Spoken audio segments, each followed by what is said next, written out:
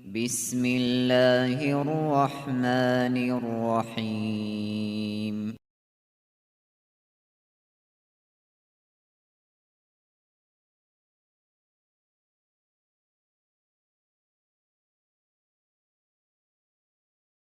نحمده ونستعينه ونستغفره ونؤمن به ونتوكل عليه ونعوذ بالله من شرور أنفسنا ومن سيئات أعمالنا، من يهده الله فلا مضل له ومن يضلله فلا هادي له، ونشهد أن لا إله إلا الله وحده لا شريك له، ونشهد أن محمدا عبده ورسوله أرسله بالحق بشيرا ونذيرا وداعيا إلى الله بإذنه وسراجا منيرا، فإن خير الحديث كتاب الله وخير الهدي هدي محمد صلى الله عليه وسلم، وشر الأمور محدثاتها وكل محدثة بدعة وكل بدعة ضلالة وكل ضلالة في النار. فقد قال الله تبارك وتعالى في القرآن المجيد والفرقان الحميد: أعوذ بالله من الشيطان الرجيم، بسم الله الرحمن الرحيم. يا أيها الناس اتقوا ربكم الذي خلقكم من نفس واحدة وخلق منها زوجها وبث منهما رجالا كثيرا ونساء واتقوا الله الذي تساءلون به والأرحام إن الله كان عليكم رقيبا. وقال الله تبارك وتعالى في موضع آخر: يا أيها الذين آمنوا اتقوا الله حق تقاته ولا تموتن إلا وأنتم مسلمون. وقال الله تعالى: يا أيها الذين آمنوا اتقوا الله وقولوا قولا سديدا يصلح لكم أعمالكم ويغفر لكم ذنوبكم ومن يطع الله ورسوله فقد فاز فوزا عظيما. وقال الله تعالى: الله الذي خلقكم ثم رزقكم ثم يميتكم ثم يحييكم هل من شركائكم من يفعل من ذلكم من شيء سبحانه وتعالى عما يشركون. رب اشرح لي صدري ويسر لي امري واحلل عقدة من لساني يفقهوا قولي. تمام قسم کی تعریف و توصیف، کبریائی و بڑائی، حمد و ثنا اس اللہ وحدہ لا شریک کے لیے لائق و زیبا ہے جو تمام کائنات کا پالن ہار ہے، جو تمام کائنات کا مالک رازق مدبر ہے، جس نے تمام انسانوں کو، تمام حیوانوں کو پیدا کیا، زمین و آسمان کی تخلیق کی، اور ان تمام چیزوں کی تخلیق میں ذرہ برابر بھی کمی اور نقص کو نہ چھوڑا۔ بعد از درود و سلام ہو تمام انبیاء کرام پر، بالخصوص آخری نبی، پیارے نبی جناب محمد الرسول اللہ صلی اللہ علیہ وسلم پر۔ اللہم صلی وسلم علی نبینا محمد صلی اللہ علیہ وسلم۔ آج کے اس خطبہ جمعہ میں میں آپ کے سامنے چند ایسے اسباب بیان کرنے کی کوشش کروں گا کہ جن کی وجہ سے ہماری دعائیں رد ہو جاتی ہیں، قبول نہیں ہوتی۔ دعاؤں کے رد ہونے کے اسباب کیا ہے؟ کیونکہ پچھلے جمعات میں ہم نے یہ ذکر کیا تھا کہ دعا کی اہمیت کیا ہے، دعا کسے کہتے ہیں، دعا کے آداب کیا ہے، اور دعا قبول ہونے کے اسباب کیا ہے۔ تو اسی لیے آج کے اس خطبہ جمعہ میں ہم وہ اسباب ذکر کریں گے کہ جن کی وجہ سے ہماری دعائیں آسمان تک نہیں پہنچتی بلکہ رد ہو جاتی ہے، قبول نہیں ہوتی۔ ایک چیز ہمیں یہ بات ذہن نشین کرنی ہوگی، وہ یہ کہ اللہ تبارک و تعالیٰ دعاؤں کو سننے والا ہے۔ اللہ تبارک و تعالیٰ بندے کی دعا کو رد نہیں کرتا۔ اللہ تبارک و تعالیٰ کا فرمان ہے، سورہ بقرہ کی آیت ہے: وَإِذَا سَأَلَكَ عِبَادِي عَنِّي فَإِنِّي قَرِيبٌ أُجِيبُ دَعْوَةَ الدَّاعِ إِذَا دَعَانِ، کہ جب میرے بندے آپ سے میرے متعلق پوچھے تو آپ کہہ دیجئے کہ میں بندوں سے بہت زیادہ قریب ہوں اور ہر پکارنے والے کی پکار کو سنتا ہوں۔ اور ایک آیت میں اللہ تبارک و تعالیٰ کا فرمان ہے: وَقَالَ رَبُّكُمُ ادْعُونِي أَسْتَجِبْ لَكُمْ، کہ تمہارے رب نے حکم دیا ہے کہ تم مجھ سے دعائیں کرو، استجب لکم، میں تمہاری دعاؤں کو قبول کروں گا۔ ان الذین یستکبرون عن عبادتی، جو لوگ میری عبادت سے تکبر کرتے ہیں سیدخلون فی جہنم داخرین، تو ایسے لوگ جہنم میں ذلیل و خوار ہو کر داخل ہوں گے۔ جب زکریا علیہ السلام نے اللہ تبارک و تعالیٰ سے دعا کی اور اپنے لیے ایک نئے نیک اور صالح اولاد کی خواہش کی، تب زکریا علیہ السلام نے کہا تھا کہ انک سمیع الدعاء، اے اللہ تو دعاؤں کو سننے والا ہے، تو دعاؤں کو قبول کرنے والا ہے۔ جب ابراہیم علیہ السلام نے اللہ تبارک و تعالیٰ سے دعا کی تو ابراہیم علیہ السلام نے کہا تھا انک لسمیع الدعاء، کہ اے اللہ تو دعاؤں کو سننے والا ہے، تو دعاؤں کو قبول کرنے والا ہے۔ اور اسی طرح حدیث میں آتا ہے کہ اللہ تبارک و تعالیٰ کسی بندے کو خالی ہاتھ ناکام اور نامراد لوٹانے سے حیا کرتا ہے، یعنی اللہ کو شرم آتی ہے کہ کوئی بندہ اگر اس کے سامنے اپنے دونوں ہاتھ پھیلائے تو اللہ کو حیا آتی ہے کہ اس بندے کو ناکام اور نامراد لوٹا دے۔ آیتوں سے اور حدیث سے کیا معلوم ہوا؟ یہ بات معلوم ہوئی کہ اللہ تبارک و تعالیٰ دعاؤں کو سنتا ہے، رد نہیں کرتا، لیکن چند بد نصیب لوگ اور چند بدبخت لوگ ایسے بھی ہیں جن کی دعائیں آسمان تک بھی نہیں پہنچتی، جن کی دعائیں اللہ قبول نہیں کرتا، جن کی دعائیں مردود ہو جاتی ہے، رد ہو جاتی ہے۔ انہی بد نصیب اور بدبخت لوگوں کا آج ہم تذکرہ کریں گے، یا یوں کہیے کہ وہ کون سے اسباب ہیں جن کی وجہ سے دعائیں رد ہو جاتی ہے، قبول نہیں ہوتی۔ تو سب سے پہلی چیز جس کی وجہ سے، یا ان اسباب میں سے ایک سبب یہ ہے کہ گناہ کی دعا کرنا یا قطع رحمی کی دعا کرنا، ایسی دعا کرنا جس میں شریعت کی مخالفت ہو، اللہ کی مخالفت ہو، نبی کی نافرمانی ہو، تو ایسی دعا رد ہو جاتی ہے، قبول نہیں ہوتی۔ اور اسی طرح رشتہ داری کو توڑنے کی دعا، رشتہ داری کو کاٹنے والی دعا، یہ بھی رد ہو جاتی ہے، قبول نہیں ہوتی۔ راوی حدیث حضرت عبادہ بن صامت رضی اللہ تعالی عنہ ہے، وہ فرماتے ہیں نبی کریم صلی اللہ علیہ وسلم نے ارشاد فرمایا کہ زمین پر پایا جانے والا کوئی بھی مسلمان ایسا نہیں ہے کہ جب وہ دعا کرے اور اس کی دعا قبول نہ ہو۔ اللہ ہر مسلمان کی دعا کو قبول کرتا ہے، یا اس جیسی ایک مصیبت کو اس سے ٹال دیتا ہے، بشرط یہ کہ ما لم يدعو بإثم او قطيعة رحم۔ اللہ کے نبی صلی اللہ علیہ وسلم نے فرمایا شرط یہ ہے کہ وہ کوئی گناہ والی دعا نہ کرے اور اسی طرح رشتہ داری کو کاٹنے والی دعا نہ کرے۔ ایک آدمی لوگوں میں سے کھڑا ہوا اور کہنے لگا اللہ کے نبی اذن نکثر، تب تو ہم اللہ سے خوب مانگیں گے۔ کیوں؟ کیونکہ جب کوئی مانگتا ہے تو اللہ اسے عطا کرتا ہے، اور اگر عطا نہیں کیا تو اس جیسی مصیبت کو اس سے ٹال دیتا ہے۔ تب تو ہم اللہ سے خوب مانگیں گے، تب تو ہم اللہ سے خوب دعائیں کریں گے۔ اللہ کے نبی صلی اللہ علیہ وسلم نے فرمایا اللہ اکثر، تب تو اللہ تمہیں خوب عطا کرے گا۔ اور اسی طرح ایک دوسری روایت ہے کہ نبی کریم صلی اللہ علیہ وسلم نے ارشاد فرمایا لا یزال یستجاب للعبد ما لم يدع باثم او قطيعة رحم، کہ بندے کی دعا برابر قبول ہوتی رہتی ہے جب تک کہ وہ کوئی گناہ کی دعا نہ کر لے یا رشتہ داری کو توڑنے والی دعا نہ کر لے۔ یعنی جب وہ کوئی گناہ والی دعا کرے گا یا رشتہ داری کو توڑنے والی دعا کرے گا تب اس کی دعا رد ہو جائے گی، وہ دعا مردود ہے۔ گناہ کی دعا سے مراد ایسی دعا جس میں شریعت کی مخالفت ہو، یا کسی بھی شخص کے مال کی ہلاکت کی دعا ہو، یا کسی بھی شخص کے مر جانے کی دعا کرنا ہو، یا کسی بھی شخص کے لیے بد دعا کرنا ہو، یا اپنے آپ پر بد دعا کرنا ہو، اپنی بیوی اور اپنے بچوں پر بد دعا کرنا ہو، یہ تمام چیزیں گناہ والی دعائیں ہیں، اور ایسی دعائیں اللہ تبارک و تعالیٰ رد کر دیتا ہے، قبول نہیں ہوتی۔ دوسرا سبب دعاؤں کے رد ہونے کا وہ یہ ہے کہ بغیر درود شریف کے دعا کرنا، یہ ایک ایسا سبب ہے جس کی وجہ سے ہماری دعائیں رد ہو جاتی ہیں، قبول نہیں ہوتی۔ حضرت علی بن ابی طالب رضی اللہ تعالیٰ عنہ فرماتے ہیں کہ کل دعاء محجوب حتی یصلی علی محمد صلی اللہ علیہ وسلم، کہ ہر دعا کو روک لیا جاتا ہے، ہر دعا کو روک لیا جاتا ہے یہاں تک کہ دعا کرنے والا محمد صلی اللہ علیہ وسلم پر درود پڑھ لے۔ حضرت عمر بن خطاب رضی اللہ تعالیٰ عنہ فرماتے ہیں ان الدعاء موقوف بین السماء والارض، کہ دعا کو روک لیا جاتا ہے، کہاں پر؟ آسمان اور زمین کے درمیان۔ دعا کو آسمان اور زمین کے درمیان روک لیا جاتا ہے، حتى تصلي لا يصعد منه شيء حتى تصلي على نبيك صلی اللہ علیہ وسلم.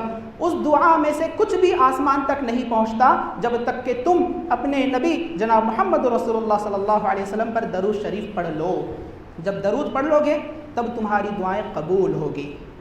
راوی حدیث حضرت فضالہ بن عبید ہے رضی اللہ تعالی عنہ. وہ فرماتے ہیں کہ ایک مرتبہ نبی کریم صلی اللہ علیہ وسلم بیٹھے ہوئے تھے. ایک شخص داخل ہوا. داخل ہونے کے بعد نماز پڑھی. نماز سے فارغ ہونے کے بعد اللہ سے دعا کی, اللہم اغفر لی وارحمنی, اے اللہ مجھے بخش دے, مجھے معاف کر دے اور مجھ پر رحم فرما.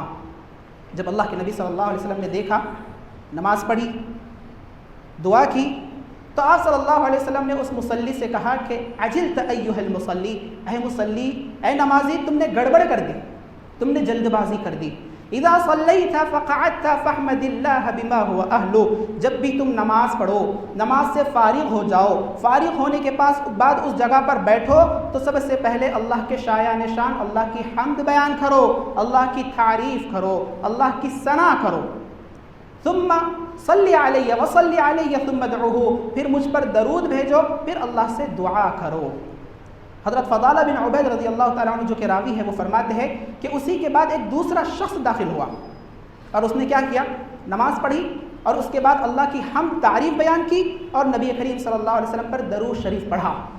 تب نبی کریم صلی اللہ علیہ وسلم نے اس سے کہا ایھا المصلی, اے مصلی, اے نمازی, ادعو تجب, اب تم دعا کرو, تمہاری دعا قبول کی جائے گی. ان تینوں روایتوں سے کیا پتہ چلا کہ جب بھی ہم دعا کریں تو اللہ کی حمد کے ساتھ ساتھ نبی کریم صلی اللہ علیہ وسلم پر درود کا اہتمام کرے. اگر ہم درود نہیں پڑھیں گے تو ہماری دعا آسمان اور زمین کے درمیان لٹک جائے گی, آسمان تک بھی نہیں پہنچے گی اور اللہ تعالیٰ ایسی دعا کو مردود کر دے گا, رد کر دے گا. اور ایک سبب دعا کے رد ہونے کا وہ یہ ہے کہ امر بالمعروف اور نہی عن المنکر کے فریضے کو چھوڑ دینا. امر بالمعروف نہی عن المنکر کا معنی کیا ہے؟ نیکی کی تلقین کرنا, برائی سے روکنا, نیکی کا حکم دینا, برائی سے روکنا. یہ ایک دینی فریضہ ہے. اگر یہ فریضہ کسی قوم میں, کسی لوگوں میں متروک ہو جاتا ہے, مکمل طور پر اسے ترک کر دیا جاتا ہے, تو ایسے لوگوں کی اور ایسی قوم کی دعائیں رد ہو جاتی ہیں, قبول نہیں ہوتی. اللہ کے نبی صلی اللہ علیہ وسلم نے ارشاد فرمایا مروا بالمعروف وانہوا عن المنکر, نیکی کا حکم دیا کرو, برائی سے روکا کرو, قبل ان تدعوا فلا یستجاب لکم, قبل اس کے کہ تم اللہ سے دعائیں کرو اور تمہاری دعائیں رد ہو جائیں, قبول نہ ہو. تو یہ دینی فریضہ ہے, نیکی کا حکم دینا, برائی سے روکنا, یہ ہر مسلمان کے لیے لازم اور ضروری ہے. ہر شخص اپنی اپنی طاقت کے مطابق, اپنی اپنی قوت اور حیثیت کے مطابق یہ کام کرے, نیکی کا حکم دیتے رہے, برائی سے روکتے رہے. کیونکہ اللہ تبارک و تعالیٰ نے امت مسلمہ کو اسی لیے پیدا کیا ہے. سورہ آل عمران میں اگر ہم دیکھیں گے تو اللہ تبارک و تعالیٰ کا فرمان ہے کنتم خیر امت اخرجت للناس, تم بہترین امت ہو جو لوگوں کی ہدایت کے لیے نکالی گئی ہو. تأمرون بالمعروف وتنہون عن المنکر وتؤمنون باللہ, تم نیکی کا حکم دیتے ہو, برائی سے روکتے ہو اور اللہ پر ایمان رکھتے ہو. اور اللہ تبارک و تعالیٰ نے سورہ آل عمران ہی میں اس بات کو بیان کیا ہے کہ مسلمانوں میں ایک جماعت اور ایک گروہ ایسا ہونا چاہیے جو نیکی کا حکم دے اور برائی سے روکے. اللہ تبارک و تعالیٰ کا فرمان ہے وَلْتَكُمْ مِنْكُمْ أُمَّةٌ يَدْعُونَ إِلَى الْخَيْرِ وَيَأْمُرُونَ بِالْمَعْرُوفِ وَيَنْهَوْنَ عَنِ الْمُنْكَرِ وَأُولَٰئِكَ هُمُ الْمُفْلِحُونَ, کہ تم میں ایک گروہ ایسا ہونا چاہیے جو لوگوں کو نیکی کا حکم دے, برائی سے روکے, اور یہی لوگ کامیاب ہونے والے ہیں. یاد رکھیے, نیکی کا حکم دینا, برائی سے روکنا یہ مومنوں کی صفت ہے, جبکہ منافقوں کی صفت کیا ہے؟ برائی کا حکم دینا اور نیکیوں سے روکنا. دلیل کیا ہے؟ اللہ تبارک و تعالیٰ کا فرمان ہے, سورہ توبہ کی آیت ہے کہ اللہ تبارک و تعالیٰ نے ارشاد فرمایا والمؤمنون والمؤمنات بعضهم اولیاء بعض, کہ مومن مرد, مومن عورتیں, بعضهم اولیاء بعض, آپس میں معاون و مددگار ہے, ایک دوسرے کے دوست ہے. یأمرون بالمعروف وینہون عن المنکر, وہ نیکی کا حکم دیتے ہیں, برائی سے روکتے ہیں. ویقیمون الصلاۃ, نماز قائم کرتے ہیں. ویؤتون الزکاۃ, زکوٰۃ ادا کرتے ہیں. وَيُطِيعُونَ اللَّهَ وَرَسُولَهُ، اور اللہ کی اور اس کے رسول کی اطاعت کرتے ہیں۔ أُولَٰئِكَ سَيَرْحَمُهُمُ اللَّهُ، یہی وہ لوگ ہیں جن پر اللہ تبارک و تعالی رحم کرے گا۔ وَاللَّهُ عَزِيزٌ حَكِيمٌ، اور اللہ زبردست حکمت والا ہے۔ تو اس آیت سے کیا معلوم ہوا کہ مومنوں کی صفت یہ ہے کہ مومن نیکی کا حکم دیتے ہیں اور برائی سے روکتے ہیں، جبکہ منافقین ہی کے بارے میں اللہ تبارک و تعالی نے فرمایا کہ منافقین برائی کا حکم دیتے ہیں اور نیکیوں سے روکتے ہیں۔ آیت کیا ہے؟ اللہ تبارک و تعالی کا فرمان ہے المنافقون والمنافقات بعضهم من بعض، کہ منافق مرد اور منافق عورتیں ان میں کے بعض سے ہے، یعنی وہ ایک ہی ہے۔ یأمرون بالمنکر، وہ برائی کا حکم دیتے ہیں، وینہون عن المعروف، نیکی سے روکتے ہیں، ویقبضون ایدیہم، اپنے ہاتھوں کو روکے رکھتے ہیں۔ نسوا اللہ فنسیہم، انہوں نے اللہ کو بھلا دیا تو اللہ نے بھی ان کو بھلا دیا۔ ان المنافقین هم الفاسقون، اور حقیقت میں منافق ہی فاسق ہے۔ تو ہمیں چاہیے کہ ہم نیکی کا حکم کریں، برائی سے روکیں، کیونکہ اگر ہم اس فریضے کو مکمل طور پر چھوڑ دیں گے ہماری دعائیں رد ہو جائے گی، ختم ہو جائے گی، اللہ تبارک و تعالیٰ اسے قبول نہیں کرے گا۔ نبی کریم صلی اللہ علیہ وسلم نے ارشاد فرمایا، جامع الترمذی کی روایت ہے، امام البانی رحمہ اللہ نے اسے حسن قرار دیا ہے۔ نبی کریم صلی اللہ علیہ وسلم نے فرمایا لَتَأْمُرُنَّ بِالْمَعْرُوفِ وَلَتَنْهَوُنَّ عَنِ الْمُنْكَرِ، کہ تم ضرور بھی ضرور نیکی کا حکم دیا کرو، ضرور بھی ضرور برائی سے روکا کرو۔ قبل ان تدعوا او ليوشكن الله ان يبعث عليكم عقابا منه ثم تدعونه فلا يستجاب لكم، قبل اس کے کہ اللہ تم پر ایک عذاب کو بھیج دے اور تم اللہ سے دعائیں کرو، اللہ تمہاری دعاؤں کو رد کر دے، قبول نہ کرے۔ اور اسی طرح حضرت ابو سعید خدری رضی اللہ تعالیٰ عنہ راوی حدیث ہے کہ نبی کریم صلی اللہ علیہ وسلم نے ارشاد فرمایا من رأى منکم منکرا فلیغیرہ بیدہ، جب بھی تم میں سے کوئی شخص برائی کو دیکھے، منکر کو دیکھے تو اسے اپنے ہاتھ سے روک دے، اگر ہاتھ سے روکنے کی استطاعت نہیں ہے فبلسانی، تو اپنی زبان سے روک دے، فإن لم يستطع فبقلبی، زبان سے بھی نہیں روک سکتا تو دل میں کم از کم اسے برا جانے، وذلک اضعف الایمان، اور یہ ایمان کا آخری درجہ ہے۔ تو خلاصہ کلام یہ ہے کہ اگر ہم نیکی کا حکم دینا چھوڑ دیں گے، برائی سے منع کرنا چھوڑ دیں گے، تو اللہ تبارک و تعالی ہماری دعاؤں کو رد کر دے گا، قبول نہیں کرے گا۔ اور اسی طرح ایک بڑا سبب یا خطرناک سبب اگر جسے کہا جائے وہ یہ ہے ہماری دعاؤں کے رد ہونے کا کہ حرام کمائی کا استعمال کرنا، حرام کمائی کمانا، حرام کمائی کو اختیار کرنا، حرام رزق کو اختیار کرنا، حرام کا کھانا، حرام کا پینا، حرام کا پہننا اور اپنے جسم کی پرورش حرام کمائی کے ذریعے کرنا، یہ بھی ایک ایسا سبب ہے جو ہماری دعاؤں کو رد کر دیتا ہے، ہماری دعاؤں کو قبول نہیں کرتا۔ یاد رکھیے، ہمیں بحیثیت مسلمان اس بات کا یقین اور اعتماد ہونا چاہیے کہ اللہ تبارک و تعالی رازق ہے۔ رزق دینے والا کون ہے؟ اللہ تبارک و تعالی ہے۔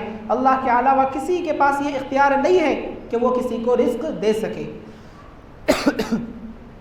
اللہ تبارک و تعالی نے سورۃ الذاریات میں اس بات کا ذکر کرتے ہوئے فرمایا کہ ما اريد منهم من رزق وما اريد ان يطعمون ان الله هو الرزاق ذو القوة المتين، میں نہیں چاہتا کہ بندے مجھے رزق دے، میری یہ خواہش نہیں ہے کہ بندے مجھے کھلائے، بلکہ ان اللہ هو الرزاق ذو القوة المتين، بلکہ حقیقت میں رزق دینے والا تو اللہ تبارک و تعالی ہے جو زبردست قوت والا ہے۔ اور اسی طرح اللہ تبارک و تعالیٰ نے مومنوں کو، لوگوں کو حلال کمائی اختیار کرنے، پاکیزہ رزق کھانے کا حکم دیتے ہوئے فرمایا یا ایھا الناس کلوا مما فی الارض حلالا طیبا، کہ اے لوگوں جو زمین میں پاکیزہ چیزیں ہیں، جو زمین میں حلال چیزیں ہیں اسی کو کھاؤ، ولا تتبعوا خطوات الشیطان، شیطان کے نقش قدم کی پیروی نہ کرو، کیوں؟ انہ لکم عدو مبین، شیطان تو تمہارا کھلا دشمن ہے، بڑا دشمن۔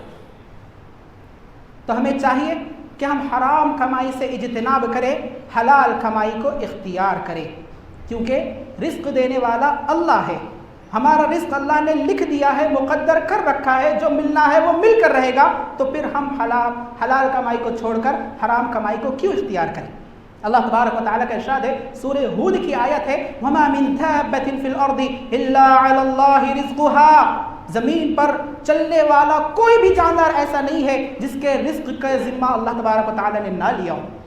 ہر جاندار کے رزق کا ذمہ اللہ تبارک و تعالیٰ پر ہے۔ وَفِي السَّمَاءِ رِزْقُكُمْ وَمَا تُوعَدُونَ، آسمانوں میں تمہارا رزق موجود ہے اور وہ بھی چیزیں جس کا تم سے وعدہ کیا جاتا ہے۔ اور اللہ تبارک و تعالیٰ نے سورۃ الروم میں اپنے رزاقیت کا ذکر کرتے ہوئے فرمایا، اللہ الذی خلقکم ثم رزقکم ثم یمیتکم ثم یحییکم، اللہ ہی ہے جس نے تمہیں پیدا کیا، اللہ ہی ہے جس نے تمہیں رزق دیا، اللہ ہی ہے جو تمہیں موت دے گا، اور اللہ ہی ہے جو تمہیں دوبارہ زندہ کرے گا۔ هل من شرکائکم من یفعل من ذلکم من شیء، کہ تمہارے شرکاء میں سے، تمہارے شریکوں میں سے کوئی ہے جو یہ تمام کام کر سکے، تمہیں پیدا بھی کر سکے، تمہیں رزق بھی دے سکے، تمہیں موت بھی دے سکے، موت کے بعد دوبارہ اٹھا بھی سکے؟ ہے کوئی شریک؟ نہیں ہے۔ آگے اللہ تبارک و تعالیٰ نے فرمایا، سبحانہ، اللہ پاک ہے، وتعالی عما یشرکون، اور بلند و بالا ہے ان تمام شرکیات سے جو کہ مشرکین کرتے ہیں۔ تو کیا پتہ چلا؟ اللہ ہی ہے جو رزق دیتا ہے، اللہ ہی ہے جو موت دیتا ہے، اللہ ہی ہے جو موت کے بعد زندہ کرتا ہے۔ تو جب رزق دینے والا اللہ ہے، اللہ نے ہمارا رزق لکھ رکھا ہے، تو ہمیں حلال کمائی کو اختیار کرنا چاہیے اور اسی پر قناعت اور رضامندی کا اظہار کرنا چاہیے۔ کیوں؟ اگر ہم حرام کمائی کو اختیار کریں گے، یاد رکھیے ہماری دعائیں مردود ہیں، ہماری دعائیں آسمان تک نہیں پہنچتی، ہماری دعاؤں کو اللہ قبول نہیں کرے گا۔ دلیل کیا ہے؟ دلیل ہے صحیح مسلم کی روایت، راوی حدیث ہے حضرت ابو ہریرہ رضی اللہ تعالی عنہ۔ حضرت ابو ہریرہ رضی اللہ تعالی عنہ فرماتے ہیں، پیارے نبی محمد رسول اللہ صلی اللہ علیہ وسلم نے ارشاد فرمایا، یا ایھا الناس، اے لوگو، ان اللہ طیب ولا یقبل الا طیبا، کہ اے لوگو، اللہ پاک ہے اور اللہ پاک چیزوں کو ہی قبول کرتا ہے، اللہ پاک ہے اور اللہ پاک چیزوں کو ہی قبول کرتا ہے۔ پھر راوی حدیث حضرت ابو ہریرہ رضی اللہ تعالیٰ عنہ فرماتے ہیں کہ پیارے نبی صلی اللہ علیہ وسلم نے ایک آدمی کا ذکر کیا۔ کون سا آدمی؟ جو ایک لمبا سفر کرتا ہے، حالت بہت ہی بری ہے، پرگندہ بال ہے، یعنی بال بکھرے ہوئے ہیں اور غبار آلود حالت ہے، بہت ہی بری حالت ہے، بال بکھرے ہوئے، پرگندہ بال ہے، غبار آلود حالت ہے، اور اللہ تبارک و تعالیٰ کے سامنے اپنے دونوں ہاتھوں کو اٹھا دیتا ہے، اپنے دونوں ہاتھوں کو اٹھا کر اللہ سے فریاد کرتا ہے، کہتا ہے، یا ربی یا ربی، اے میرے پروردگار، اے میرے پروردگار، وَمَطْعَمُهُ حرام، جبکہ اس کا کھانا حرام کمائی کا ہے، وَمَشْرَبُهُ حرام، اس کا پینا حرام کمائی کا ہے، وَمَلْبَسُهُ حرام، اس کا لباس حرام کمائی کا ہے، وَغُذِيَ بِالْحَرام، اس کے جسم کی پرورش حرام رزق سے ہوئی ہے، فَأَنَّى يُسْتَجَابُ لِذَلِكَ، تو اس کی دعا کیسے قبول ہو سکتی ہے؟ اللہ اکبر۔ اگر ہمارا رزق بھی حرام کمائی کا ہوگا، ہمارا کھانا حرام کمائی کا ہوگا، ہمارا پینا حرام کمائی کا ہوگا، ہمارا پہننا حرام کمائی کا ہوگا، اور ہمارا جسم حرام رزق کے ذریعے پرورش پڑا ہوگا، تو ایسے رزق کی کوئی قدر و قیمت نہیں ہے۔ اور اگر پھر ہم جب اللہ تبارک و تعالیٰ سے دعائیں کریں گے تو یاد رکھیے ہماری دعائیں مردود ہے، اللہ تبارک و تعالیٰ ایسی دعاؤں کو نہیں سنتا، اور ایسی دعاؤں کی اللہ کے پاس کوئی حیثیت اور اوقات اور وقات نہیں ہے۔ تو ہمیں کیا کرنا ہے؟ حرام کمائی سے اجتناب کر کے حلال کمائی کو اختیار کرنا ہے۔ اور یہی وجہ ہے کہ جو بعض لوگ شکایتیں کرتے ہیں کہ ہماری دعائیں رد ہو جاتی ہے، تو ہم حرام کمائی کے کہیں شکار تو نہیں ہے، ہمیں اس بات کا جائزہ لینے کی کوشش کرنی چاہیے۔ اب یاد رکھیں، حرام کمائی میں حرام کمائی کی مختلف شکلیں اور صورتیں بھی ہیں۔ حرام کمائی کی کئی مختلف شکلیں اور صورتیں ہیں، جن میں سے ایک یہ بھی ہے کہ چوری کرنا، چوری کرنا یہ بھی حرام کمائی میں شامل ہے۔ اور اگر کوئی شخص چوری کرتا ہے تو یاد رکھیے ایسے شخص کی بھی دعا مردود ہے، اگر وہ اللہ سے دعائیں کرے گا اللہ تعالیٰ اس کی دعا کو قبول نہیں کرے گا۔ اور چوری ایک عظیم جرم ہے، اور اتنا خطرناک جرم ہے، اتنا خطرناک جرم ہے کہ اللہ تبارک و تعالیٰ نے اس کی سزا دنیا میں رکھی ہے کہ چوری کرنے والے کے ہاتھ کو کاٹ دیا جائے گا۔ اللہ تبارک و تعالیٰ کا فرمان ہے، وَالسَّارِقُ وَالسَّارِقَةُ فَاقْطَعُوا أَيْدِيَهُمَا جَزَاءً بِمَا كَسَبَا نَكَالًا مِّنَ اللَّهِ، کہ چوری کرنے والے مرد، چوری کرنے والی عورت، ان دونوں کے ہاتھ کاٹ دو، یہ بدلہ ہے اس چیز کا جو انہوں نے کیا ہے، وَنَكَالًا مِّنَ اللَّهِ، اور یہ سزا ہے دنیا میں اللہ کی جانب سے، یہ سزا ہے اس چیز کی جو انہوں نے کیا ہے، یعنی چوری کی ہے۔ بعض لوگ کیا کرتے ہیں، ہاتھ کی صفائی ان کے پاس ہوتی ہے، چلتے چلتے کسی کا بھی جیب کاٹ دیتے ہیں، چلتے چلتے کسی کی بھی جیب سے پیسے نکال لیتے ہیں، یا بعض لوگوں کے پاس یہ عادت ہوتی ہے کہ وہ اپنے پڑوسی کی چھوٹی موٹی چیز کو بغیر اس کی اجازت کے اپنے قبضے میں کر دیتے ہیں، یا بعض لوگوں کی یہ عادت ہوتی ہے کہ جب بھی وہ دکان پر جاتے ہیں یا کسی بھی دکان پر جاتے ہیں تو چھوٹی موٹی چیز کو لے لیتے ہیں بغیر اجازت کے، یا جیب میں ڈال دیتے ہیں بغیر دکاندار کی اجازت کے۔ تو یاد رکھیے یہ بھی چوری میں شامل ہے، تو ہمیں اس سے بھی بچنا چاہیے۔ پیارے نبی صلی اللہ علیہ وسلم نے ارشاد فرمایا، لعن اللہ السارق، اللہ کی لعنت ہو چوری کرنے والے پر، یسرق البیضۃ فتقطع یدہ، کہ وہ ایک انڈا چوری کرتا ہے اور اس انڈے کی چوری کے بدلے میں اس کے ہاتھ کو کاٹ دیا جاتا ہے، وَيَسْرِقُ الْحَبْلَ فَتُقْطَعُ يَدُهُ، اور وہ ایک رسی چوری کرتا ہے اور رسی چوری کرنے کی وجہ سے اپنا دوسرا ہاتھ بھی کٹوا دیتا ہے۔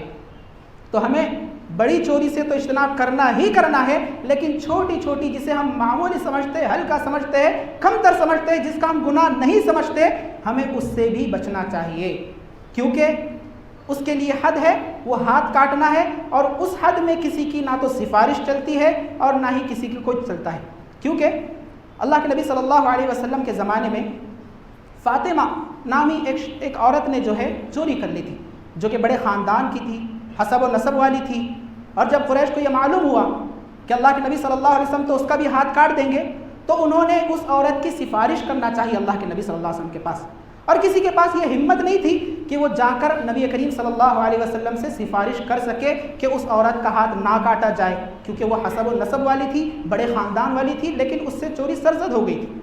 تو انہوں نے کیا کیا، قریش کے لوگوں نے اللہ کے نبی صلی اللہ علیہ وسلم کے چہیتے اسامہ بن زید رضی اللہ تعالیٰ عنہ کو چنا کہ آپ جائیے اور اللہ کے نبی صلی اللہ علیہ وسلم سے سفارش کیجئے کہ اس عورت زید رضی اللہ تعالیٰ عنہ نبی کریم صلی اللہ علیہ وسلم کی خدمت میں حاضر ہوتے اور کہتے اللہ کے نبی کہ اس عورت کے ہاتھ نہ کاٹے جائے کیونکہ وہ حسب و نسب والی ہے، بڑے خاندان کی۔ اللہ کے نبی صلی اللہ علیہ وسلم نے ارشاد فرمایا، اتشفع فی حد من حدود اللہ، اے اسامہ کیا تم اللہ کے حدود میں سفارش کرتے ہو؟ یعنی اللہ کے حدود میں کسی کی سفارش نہیں چلتی، اگر کسی نے چوری کر لی ہے، چاہے وہ کسی بھی خاندان سے کیوں نہ ہو، چاہے وہ حسب و نسب والی ہی کیوں نہ ہو، اس کے بھی ہاتھ کاٹ دیے جائیں گے۔ اور پھر نبی کریم صلی اللہ علیہ وسلم کھڑے ہوئے اور لوگوں کے سامنے خطبہ دیا اور کہا کہ اے لوگوں، تم سے پہلے جو لوگ ہلاک و برباد ہو گئے اس کی وجہ یہ تھی کہ جب ان میں کا شریف شخص چوری کرتا، ان میں کا مالدار شخص چوری کرتا، حسب و نسب والا بڑے خاندان والا شخص چوری کرتا تو اسے چھوڑ دیا جاتا، اس کے ہاتھوں کو نہ کاٹا جاتا۔ وَإِذَا سَرَقَ مِنْهُمُ الضَّعِيفُ، لیکن اگر کوئی کمزور، کوئی ادنا سا شخص چوری کر لیتا، أَقَامُوا عَلَيْهِ الْحَدَّ، تو اس پر حد کو قائم کیا جاتا اور اس کے ہاتھوں کو کاٹ دیا جاتا۔ پھر آگے اللہ کے نبی صلی اللہ علیہ وسلم نے فرمایا، وَإِمُ اللَّهِ، اللہ کی قسم، لَوْ أَنَّ فَاطِمَةَ بِنْتَ مُحَمَّدٍ سَرَقَتْ لَقَطَعْتُ يَدَهَا، اگر فاطمہ بنت محمد، میری لخت جگر، میری نور نظر، میری بیٹی فاطمہ رضی اللہ تعالی عنہ بھی اگر چوری کر لیتی، لَقَطَعْتُ يَدَهَا، تو میں اس کا بھی ہاتھ کاٹ دیتا۔ تو یہ ہے چوری کی سزا، جس میں نہ تو کسی کی سفارش چلتی ہے اور نہ ہی کچھ۔ تو ہمیں چاہیے کہ ہم چوری سے بچیں، کیونکہ یہ بھی حرام کمائی ہے، اور حرام کمائی کھانے کی وجہ سے دعائیں رد ہو جاتی ہے، قبول نہیں ہوتی۔ اسی طرح حرام کمائی کی ایک صورت اور ایک شکل یہ بھی ہے کہ ڈاکہ زنی کرنا۔ بعض لوگ کیا کرتے ہیں، دن دہاڑے کسی کے گھر میں گھس کر اسلحے کی نوک پر یا چھری اور چاقو یا بندوق دکھلا کر کیا کرتے ہیں، گھر کو لوٹ لیتے ہیں، گھر کے زیورات کو، پیسوں کو، اور جو بھی ساز و سامان ہے اس کو لوٹ لیتے ہیں۔ اسی کو ڈاکہ زنی کہا جاتا ہے۔ یا بعض لوگ کیا کرتے ہیں، راہ چلتے مسافروں کو لوٹ لیتے ہیں اسلحے کی نوک پر یا بندوق وغیرہ دکھلا کر، ڈرا دھمکا کر، تو اسے ڈاکہ زنی کہا جاتا ہے۔ اور یاد رکھیے، ڈاکوؤں کی سزا شریعت میں یہ ہے کہ انہیں قتل کر دیا جائے۔ اللہ اکبر۔ جو لوگ انسانوں کے مال کی حرمت کو پامال کرتے ہیں، جو لوگ انسانوں کی جانوں کی حرمت کو پامال کرتے ہیں، تو ان کی سزا شریعت نے یہ بتلائی ہے کہ انہیں قتل کر دیا جائے۔ اللہ تبارک و تعالیٰ کا فرمان ہے، انما جزاء الذین یحاربون اللہ ورسولہ، وَيَسْعَوْنَ فِي الْأَرْضِ فَسَادًا، ان لوگوں کی سزا جو اللہ اور اس کے رسول سے جنگ کرتے ہیں، وَيَسْعَوْنَ فِي الْأَرْضِ فَسَادًا، زمین میں فساد پھیلانے کی کوشش کرتے ہیں، أَن يُقَتَّلُوا، ان کی سزا کیا ہے؟ انہیں قتل کر دیا جائے، اور ایسے قتل نہیں کر دیا جائے بلکہ اذیت دے دے کر، تکلیف دے دے کر قتل کیا جائے، او يُصَلَّبُوا، یا انہیں پھانسی پر لٹکا دیا جائے، سولی پر لٹکا دیا جائے، او تقطع ایدیہم وارجلہم من خلاف، یا ان کے ہاتھ اور پیر مخالف سمتوں سے کاٹ دیے جائے، او ينفوا من الارض، یا انہیں جلا وطن کر دیا جائے، ذالک لہم خزی فی الدنیا ولہم فی الآخرۃ عذاب عظیم، یہ تو سزا ہے، یہ تو ذلت ہے دنیا میں، اور آخرت میں ان کے لیے بڑا عذاب ہے۔ اللہ اکبر۔ تو چوری کرنا یہ بھی حرام کمائی ہے، اور ڈاکہ زنی کرنا، کھلے عام ڈرا دھمکا کر کسی کے پیسوں کو لوٹ لینا، مال کو لوٹ لینا، ساز و سامان کو لوٹ لینا، ڈاکہ زنی کہلاتا ہے، اور یہ بھی حرام کمائی ہے، اور حرام کمائی کی وجہ سے اللہ تبارک و تعالیٰ دعاؤں کو رد کر دیتا ہے، دعاؤں کو قبول نہیں کرتا۔ اسی طرح ایک چیز جو ہمارے پاس بہت زیادہ عام ہے وہ ہے جوا کھیلنا اور سٹہ بازی کرنا۔ یاد رکھیے یہ بھی حرام کمائی ہے، جوا کھیلنا اور سٹہ بازی کرنا یہ بھی حرام کمائی ہے۔ بعض لوگوں کے پاس یہ ہرس اور ایک لالچ ہوتی ہے کہ راتوں رات کروڑ پتی بنے، بعض لوگوں کے پاس ہوتی ہے، اور وہ اسی سوچ میں اور اسی چیز کو آگے بڑھانے کے لیے کیا کرتے ہیں؟ جوا کھیلتے ہیں، سٹہ بازی کرتے ہیں، تاکہ اگر ہم جیت جائیں تو کروڑ پتی تو بننا ہی بننا ہے۔ یاد رکھیے جوا کو شریعت میں حرام کیا گیا ہے۔ اللہ تبارک و تعالیٰ نے جوئے کو رجس سے تعبیر دی ہے، یعنی ناپاک چیز، شیطان کا کام کہا ہے، اور پھر اس سے اجتناب کرنے کو کہا ہے، اور جو لوگ اجتناب کر لیں گے ان کے لیے کامیابی کی ضمانت دی ہے۔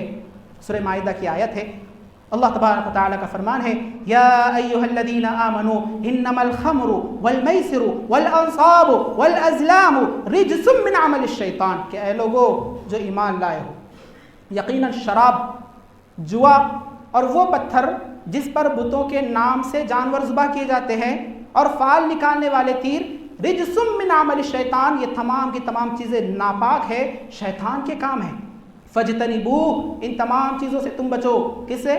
شراب سے بھی بچو، جوئے سے بھی بچو، اور اسی طرح ان پتھروں سے جن پر غیر اللہ کے لیے یا بتوں کے لیے جانور ذبح کیے جاتے ہیں، اور فال نکالنے والے تیروں سے، ان تمام چیزوں سے بچو، لعلکم تفلحون، تاکہ تم کامیاب ہو جاؤ۔ المیسر کا جو لفظ اس آیت میں آیا ہے، تو المیسر سے مراد ہر وہ چیز جس میں دو لوگ ایک رقم لے کر شریک ہوتے ہیں، لیکن نتیجے میں بعض لوگوں کو مال ملتا ہے، بعض لوگوں کو نہیں ملتا، یا بعض لوگوں کو کم ملتا ہے اور بعض لوگوں کو زیادہ ملتا ہے، اور کئی جو ہے جوا کی شکلیں ہیں، جیسے گیم وغیرہ پر، میچ وغیرہ پر سٹہ بازی کرنا، یہ تمام چیزیں جوا ہی کی شکل ہے، اور بالخصوص جو ہمارے مسلمانوں میں جو عام ہے وہ ہے پتے کھیلنا، یہ بھی ایک جوا کی شکل ہے، اور یہ بھی حرام ہے، اور حرام کمائی کی وجہ سے اللہ تبارک و تعالیٰ دعاؤں کو رد کر دیتا ہے، قبول نہیں کرتا۔ چند نقصانات آپ کے سامنے ذکر کروں گا جو کہ جوا کے ہیں۔ جوا کے تو کئی نقصانات ہیں، لیکن چند نقصانات میں آپ کے سامنے ذکر کروں گا کہ سب سے بڑا نقصان، سب سے عظیم نقصان جوئے کا اگر کوئی ہے تو وہ یہ ہے کہ جوا کھیلنے والا اللہ اور اس کے رسول کی مخالفت کرتا ہے۔ اس سے بڑا نقصان اور اس سے بڑی بدبختی کیا ہو سکتی ہے کہ کوئی شخص علی الاعلان جان بوجھ کر کھلم کھلا اللہ کا انکار کرے، یا اللہ کی مخالفت کرے، شریعت کی مخالفت کرے، پیارے نبی محمد رسول اللہ صلی اللہ علیہ وسلم کی نافرمانی کرے۔ جوا کھیلنے والا اگرچہ کہ اپنی زبان سے نہ کہتا ہو کہ میں شریعت کا مخالف ہوں، لیکن وہ اپنے اعمال سے، اپنے کردار سے، اپنے عمل سے یہ بتلا رہا ہوتا ہے کہ ہاں میں اللہ کا بھی مخالف ہوں، ہاں میں رسول اللہ کا بھی مخالف ہوں، ہاں میں شریعت کا مخالف ہوں، ہاں میں دین اسلام کا مخالف ہوں۔ اور یاد رکھیے اللہ کی مخالفت کرنا یہ انسان کو ہلاک و برباد کر دیتا ہے، نبی کی مخالفت کرنا یہ انسان کو جہنم رسید کر دیتا ہے۔ سورۃ النساء میں اللہ تبارک و تعالیٰ کا فرمان ہے، وَمَن يُشَاقِقِ الرَّسُولَ مِن بَعْدِ مَا تَبَيَّنَ لَهُ الْهُدَىٰ وَيَتَّبِعْ غَيْرَ سَبِيلِ الْمُؤْمِنِينَ نُوَلِّهِ مَا تَوَلَّىٰ وَنُصْلِهِ جَهَنَّمَ وَسَاءَتْ مَصِيرًا، کہ جو لوگ رسول صلی اللہ علیہ وسلم کی مخالفت کرتے ہیں بعد اس کے کہ ان کے لیے ہدایت واضح ہو گئی، وَيَتَّبِعْ غَيْرَ سَبِيلِ الْمُؤْمِنِينَ، اور مومنوں کے راستے کے علاوہ دوسرے راستے کو اختیار کر لیتے ہیں، نُصْلِهِ، تو ہم اسے وہی پھیر دیتے ہیں جس طرف وہ پھر چکا ہے، وَنُصْلِهِ جہنم، اور ہم اسے جہنم رسید کر دیں گے، وَسَاءَتْ مَصِيرًا، اور جہنم بہت ہی برا ٹھکانہ ہے۔ تو جوا کھیلنے کا سب سے بڑا نقصان کیا ہے؟ اللہ اور اس کے رسول کی مخالفت۔ دوسرا نقصان جو جوا کھیلنے کا ہے وہ یہ ہے کہ ہمارے وقت کا ضیاع، یعنی اس میں ٹائم پاس ہوتا ہے، جبکہ وقت کی قدر و قیمت اللہ تبارک و تعالیٰ کے پاس، نبی کریم صلی اللہ علیہ وسلم کے پاس اور شریعت میں وقت کی بہت زیادہ قدر و قیمت اور اہمیت ہے۔ اور یہی وجہ ہے کہ ہماری ساری عبادتیں دیکھ لیں، نماز، روزہ، زکوٰۃ، حج، قربانی، یہ تمام چیزیں ایک وقت مقررہ پر ہیں۔ اگر کوئی شخص رمضان کے آنے سے پہلے رمضان کے روزہ رکھنا چاہے یا رمضان کے بعد رمضان کے روزے رکھنا چاہے تو کیا اس کے روزے ہوں گے؟ نہیں ہوں گے۔ اگر کوئی شخص نماز کو اس کے وقت نکلنے کے بعد اگر پڑھنا چاہے تو اس کی نماز ہوگی جان بوجھ کر؟ نہیں ہوگی۔ اسی طرح وقت کی بہت زیادہ قدر و قیمت اسلام میں موجود ہے۔ تو جوا کھیلنے میں ایک بڑا نقصان یہ بھی ہے کہ وقت کو برباد کر دیا جاتا ہے، اور وقت کی بربادی ہے، ٹائم پاس کرنا ہے۔ اور یاد رکھیے یہ لغویات میں بھی آتا ہے، حرام چیز ہے اور حرام چیز کے ساتھ ساتھ لغویات بھی ہے، جبکہ اللہ تبارک و تعالیٰ نے مومنوں کی تو صفت بتلائی ہے کہ یہ بیکار کے کاموں سے، لغویات سے، جس میں نہ دین کا فائدہ نہ دنیا کا فائدہ، اس تمام چیزوں سے مومن کیا کرتے ہیں؟ دور رہتے ہیں اور اعراض کرتے ہیں۔ اب لغویات کے ساتھ ساتھ اب جو چیز حرام بھی ہو تو اس سے تو مومنوں کو دور رہنا ہی رہنا ہے۔ اللہ تبارک و تعالیٰ نے مومنوں کی صفت بیان کرتے ہوئے فرمایا کہ قد افلح المؤمنون، تحقیق مومن کامیاب ہو گئے۔ کون سے مومن؟ الذین هم فی صلاتہم خاشعون والذین هم عن اللغو معرضون، جو اپنی نمازوں میں خشوع اور خضوع اختیار کرنے والے ہیں اور جو لغویات سے، بیکار کے کاموں سے دور رہنے والے ہیں۔ اور اللہ کے نبی صلی اللہ علیہ وسلم نے فرمایا من حسن اسلام المرء ترکہ ما لا یعنی، اسلام میں آدمی کے اچھا ہونے کی دلیل یہ ہے کہ یہ لغویات سے، برائی سے یا بیکار کے کاموں سے دور رہے۔ جوا کھیلنے کا ایک نقصان یہ بھی ہوتا ہے کہ اگر جوا کھیلنے کی لت کسی کو لگ گئی تو وہ یا اس کی پیاس کبھی بجھتی نہیں، یہاں تک کہ وہ اپنی ساری پونجی کو اس میں جھونک دیتا ہے، اپنی ساری کمائی کو ہلاک و برباد کر دیتا ہے، گھر کا سارا سامان بیچ دیتا ہے، بیوی کے زیورات کو بیچ دیتا ہے، اور ضرورت پڑی تو اپنی بیوی کو بھی داؤ پر لگا دیتا ہے۔ یہ ایک بڑا نقصان جوئے کا ہے کہ جوا کھیلنے والے کی لت ختم نہیں ہوتی اور اس کی پیاس کبھی نہیں بجھتی۔ اور اسی طرح جوا کھیلنے کا ایک نقصان یہ بھی ہے کہ انسان فرائض سے اور اللہ کے ذکر سے محروم ہو جاتا ہے۔ ہم دیکھیں گے کہ جو لوگ جوا کھیلتے ہیں انہیں فرض نمازوں کی جو ہے کوئی پرواہ نہیں ہوتی، فرض روزوں کی کوئی پرواہ نہیں ہوتی، اور وہ اللہ کے ذکر سے بہت ہی دور نکل جاتے ہیں۔ یاد رکھیے دنیا میں اگر سب سے بڑی سزا کوئی ہو سکتی ہے، دنیا میں سب سے بڑی سزا یہ نہیں ہے کہ اللہ تبارک و تعالیٰ آپ سے آپ کے کھانے کو روک دے، دنیا میں سب سے بڑی سزا یہ نہیں ہے کہ اللہ تبارک و تعالیٰ آپ سے آپ کے پانی کو چھین لے، دنیا میں سب سے بڑی سزا یہ نہیں ہے کہ اللہ تعالیٰ آپ کو طرح طرح کی بیماریوں میں ملوث کر لے، دنیا میں سب سے بڑی سزا یہ نہیں ہے کہ اللہ تعالیٰ کسی آپ کے کوئی چہیتے کو چھین لے، بلکہ دنیا میں سب سے بڑی سزا کوئی ہو سکتی ہے تو وہ یہ ہے کہ اللہ تعالیٰ آپ کی زبان کو اپنے ذکر سے روک دے۔ اللہ اکبر۔ تو ہمیں چاہیے کہ جوا سے بھی بچے، کیونکہ اس میں فحش گوئی بہت زیادہ ہوتی ہے، گالی گلوچ بہت زیادہ ہوتا ہے، جبکہ اللہ کے نبی صلی اللہ علیہ وسلم نے گالی سے منع کیا ہے، سباب المسلم فسوق وقتالہ کفر، مسلمان کو گالی دینا فسق ہے، گناہ ہے، اور اسے قتل کرنا کفر ہے۔ اور اسی طرح جوا کھیلنے والے اکثر ایک دوسرے کی غیبت کرتے ہیں، لعن طعن کرتے ہیں، فحش گوئی کرتے ہیں، جبکہ اللہ کے نبی صلی اللہ علیہ وسلم نے فرمایا لیس المؤمن بالطعان ولا اللعان ولا الفاحش ولا البذیء، کہ مومن لعن طعن کرنے والا، فحش گوئی کرنے والا نہیں ہوتا۔ اور اسی طرح جوا کھیلنے والوں کی صحبت میں بگاڑا جاتا ہے، ان کے دوست بھی شرابی یا تو کبابی ہی رہتے ہیں۔ تو ہمیں چاہیے کہ ہم جوا سے بھی بچے، سٹہ بازی سے بچے، اس کے نقصانات بھی بہت زیادہ ہے، اور اگر ہم ایسا کریں گے تو یاد رکھیے ہماری دعائیں بھی رد ہو جائے گی، قبول نہیں ہوگی۔ اور ایک چیز جو کہ حرام کمائی ہے وہ یہ ہے سودی لین دین۔ سودی لین دین کو اختیار کرنا یہ حرام کمائی کی ایک مختلف شکل ہے، صورت ہے، اور حرام کمائی کی وجہ سے اللہ تعالیٰ دعاؤں کو رد کر دیتا ہے۔ سودی لین دین، اللہ تبارک و تعالیٰ نے ارشاد فرمایا یا ایھا الذین آمنوا اتقوا اللہ وذروا ما بقی من الربا ان کنتم مؤمنین، کہ اے لوگو اللہ سے ڈرو، اے لوگو جو ایمان لائے ہو اللہ سے ڈرو، اور جو سود باقی رہ گیا ہے اسے چھوڑ دو اگر تم مومن ہو۔ فَإِن لَمْ تَفْعَلُوا، اگر ایسا نہیں کرو گے، سودی لین دین کو چھوڑو گے نہیں، فَأَذَنُوا بِحَرْبٍ مِّنَ اللَّهِ وَرَسُولِهِ، تو اللہ اور اس کے رسول سے جنگ کرنے کے لیے تیار ہو جاؤ۔ فَإِن تُبْتُمْ فَلَكُمْ رُؤُوسُ أَمْوَالِكُمْ، اگر تم توبہ کر لو تو اصل مال تمہارا ہی ہے. لا تظلمون ولا تظلمون، نہ تم کسی پر ظلم کرو اور نہ ہی تم پر ظلم کیا جائے.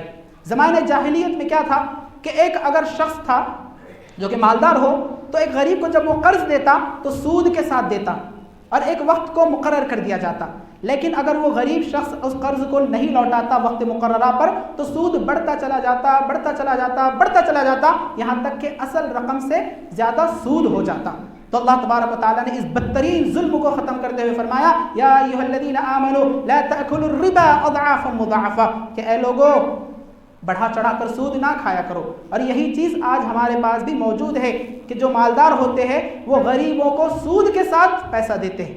تو یاد رکھیے یہ بھی حرام کاری ہے، اور سود اتنا بڑا گناہ ہے، اتنا سنگین جرم ہے کہ اللہ کے نبی صلی اللہ علیہ وسلم نے ارشاد فرمایا الربا 72 بابا ادناها مثل اتيان الرجل امہ، کہ سود کے 72 دروازے ہیں، سود کے 72 دروازے ہیں، اور ان میں سب سے ہلکا سب سے ادنا گناہ ایسے ہے جیسے کوئی شخص اپنی ماں سے زنا کرے، نعوذ باللہ. سود کا اتنا بڑا گناہ ہے. اور عبداللہ بن حنظلہ رضی اللہ تعالیٰ عنہ راوی حدیث ہے، وہ فرماتے ہیں کہ پیارے نبی محمد رسول اللہ صلی اللہ علیہ وسلم نے ارشاد فرمایا کہ جانتے بوجھتے سود کا 1 درہم کھانا 36 مرتبہ زنا کرنے سے بھی برا ہے. اور اسی طرح جابر رضی اللہ تعالیٰ عنہ فرماتے ہیں کہ لعن رسول اللہ صلی اللہ علیہ وسلم آکل الربا وموکلہ، کہ اللہ کے نبی صلی اللہ علیہ وسلم نے لعنت کی ہے سود کھانے والے، سود کھلانے والے، سود کے لکھنے والے اور اسی طرح سود کے گواہوں پر. تو ہمیں چاہیے کہ ہم سود سے بچیں کیونکہ یہ حرام کمائی ہے. اور اللہ تبارک و تعالیٰ نے سود کھانے والوں کی سزا یہ بتلائی ہے، جیسے کہ اللہ تبارک و تعالیٰ کا فرمان ہے، سورہ بقرہ کی آیت ہے الذین یأکلون الربا لا یقومون الا کما یقوم الذی یتخبطہ الشیطان من المس، کہ جو لوگ سود کھاتے ہیں وہ ویسے ہی کھڑے ہوں گے جیسے کسی آدمی کو شیطان نے چھو کر خبتی بنا دیا. ذالک بانہم قالوا انما البیع مثل الربا، یہ اس لیے کیونکہ وہ لوگ کہا کرتے تھے کہ تجارت بھی تو سودی کی طرح ہے. وَأَحَلَّ اللَّهُ الْبَيْعَ وَحَرَّمَ الرِّبَا، جبکہ اللہ نے تجارت کو حلال قرار دیا ہے، سود کو حرام قرار دیا ہے. فَمَنْ جَاءَهُ مَوْعِظَةٌ مِّن رَّبِّهِ فَانْتَهَىٰ فَلَهُ مَا سَلَفَ، جس کے پاس اس کے رب کی جانب سے نصیحت آ گئی اور وہ سودی لین دین سے بچ گیا، باز آ گیا، تو اس کے لیے وہی ہے جو اس نے کیا. وَأَمْرُهُ إِلَى اللَّهِ، اور اس کا معاملہ اللہ کے سپرد ہے. وَمَنْ عَادَ، لیکن جو شخص اور سودی لین دین کی طرف پلٹ گیا، لوٹ گیا، فَأُولَٰئِكَ أَصْحَابُ النَّارِ، یہی لوگ جہنمی ہیں، ہم فیہا خالدون، اور وہ جہنم میں ہمیشہ رہنے والے. یہ ہے سودی کاروبار. تو یاد رکھیے سودی کاروبار یہ بھی حرام کمائی ہے، اور حرام کمائی کھانے کی وجہ سے اللہ تبارک و تعالی ہماری دعاؤں کو رد کر دیتا ہے. اور یہی وہ مال ہے یا مال کا کمانا ہے یا مال کو خرچ کرنا ہے جس کے بارے میں اللہ تبارک و تعالیٰ کل قیامت کے دن ہم سے پوچھنے والا ہے، ہم سے حساب و کتاب لینے والا ہے. راوی حدیث حضرت عبداللہ ابن مسعود رضی اللہ تعالیٰ عنہ ہے، وہ فرماتے ہیں کہ نبی کریم صلی اللہ علیہ وسلم نے ارشاد فرمایا لا تزول قدم ابن آدم یوم القیامت من عند ربی حتی یسأل عن 5، کسی بھی بندے کے، کسی بھی ابن آدم کے قدم اللہ کے پاس سے ہل نہیں سکیں گے قیامت کے دن جب تک کہ اس سے 5 چیزوں کے بارے میں سوال نہ کر لیا جائے. عن عمرہ فیما افنا، اس کی عمر کے متعلق کہ اپنی عمر کو کن چیزوں میں گوایا.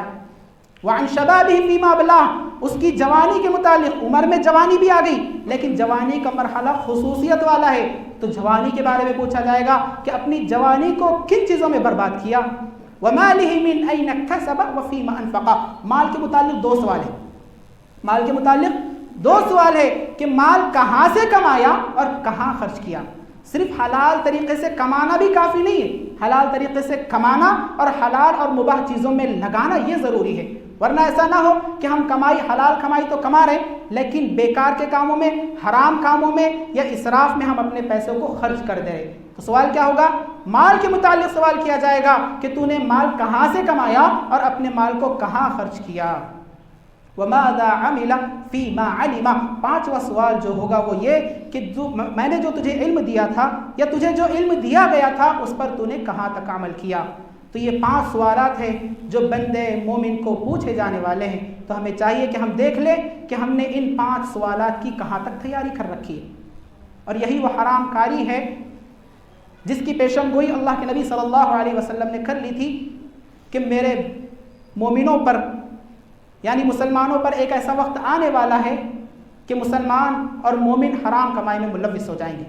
راوی حدیث حضرت ابو ہریرہ رضی اللہ تعالی عنہ ہے، صحیح بخاری کی روایت ہے. پیارے نبی صلی اللہ علیہ وسلم نے ارشاد فرمایا لَيَأْتِيَنَّ عَلَى النَّاسِ زَمَانٌ لَا يُبَالِ الْمَرْءُ بِمَا أَخَذَ الْمَالَ أَمِنَ الْحَلَالِ أَم مِّنْ حَرَامٍ کہ میری امت پر ایک ایسا وقت آنے والا ہے، ایک ایسا زمانہ آنے والا ہے کہ میری امت اس بات کی پرواہ نہیں کرے گی کہ جو مال کما رہا ہے حلال طریقے سے کما رہے یا حرام طریقے سے.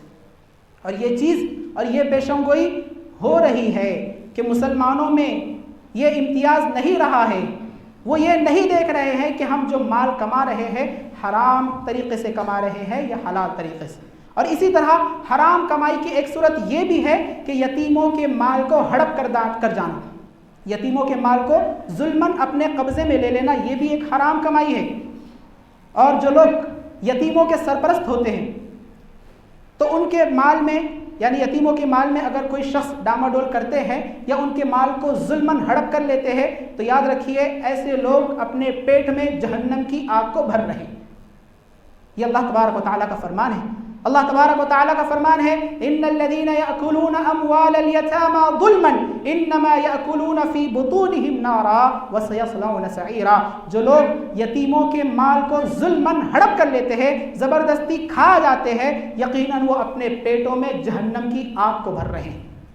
تو یاد رکھیے یتیموں کا مال کھانا یہ بھی حرام کمائی ہے، اور حرام کمائی کی وجہ سے اللہ تعالیٰ دعاؤں کو رد کر دیتا ہے، دعائیں قبول نہیں ہوتی.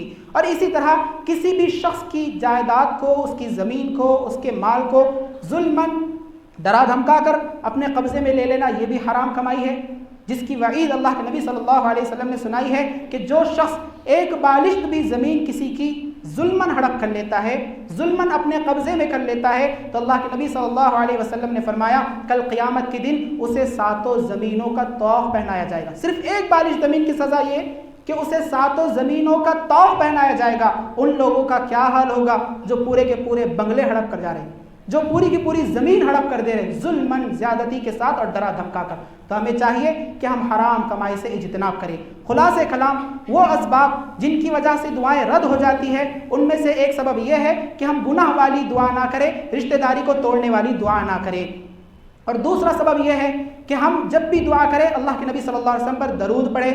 اور اسی طرح تیسرا سبب یہ ہے کہ نیکی کا حکم دینا اور برائی سے روکنا. اگر یہ فریضہ متروک ہو جاتا ہے، ترک ہو جاتا ہے، تب بھی اللہ تبارک و تعالیٰ دعاؤں کو نہیں سنتا. اور اسی طرح حرام کمائی کو اختیار کرنا یہ بھی ایک ایسا سبب ہے جس کی وجہ سے اللہ تبارک و تعالیٰ دعاؤں کو رد کر دیتا ہے. آخر میں اللہ سے دعا ہے اللہ تبارک و تعالیٰ ہمیں کئی باتوں پر عمل کرنے کی توفیق عطا فرمائے. آمین. وآخر دعوانا الحمد للہ رب العالمین.